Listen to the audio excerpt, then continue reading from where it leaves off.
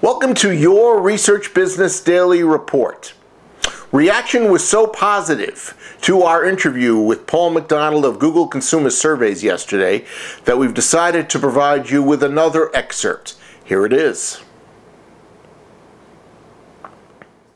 When you rolled it out for the publishers, I did see the handful of relatively small publishers, except for people like Adweek, and I believe the New York Daily News was one of your initial testers and such.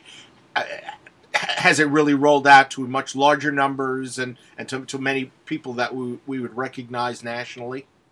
Yeah, so we have a handful of national brands: New York Daily News, Christian Science Monitor, Adweek, Pandora. We play it on, or we put these surveys on YouTube as well. So these are sites that the average internet user visits, once a week, like a site like YouTube, for example. Mm-hmm. So we are on some very large national brands.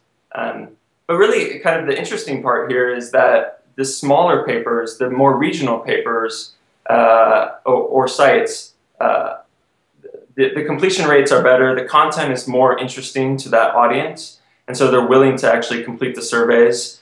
We get higher completion rates, and we get a better geographic spread of the data by sort of focusing in on these little geographic areas. So we have small and medium-sized papers from the Star Tribune to a small paper like the Lima, Ohio News, and so we can access people all over the country by focusing on some of the small papers that maybe you as an internet user wouldn't visit every day.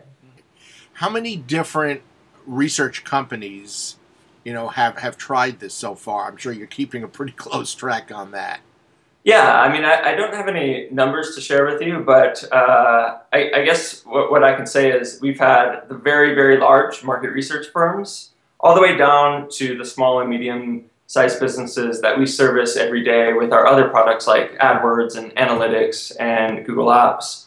And really, for the market research side, that's been our focus, the smaller businesses, because they haven't had access to professional quality market research before. And this is really sort of democratizing that for them and giving them access to tools that they would have to pay thousands of dollars for before.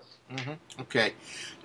Let me talk with you about how this whole survey idea, not the idea, but how the surveys themselves, the process that you go through, the methodology that was used to put this together. So at Google, we do a lot of market research ourselves. Our marketing team does most of that, and then we have a specific team of sort of market research professionals, survey scientists, user experience researchers, folks who are more familiar in ad-based research.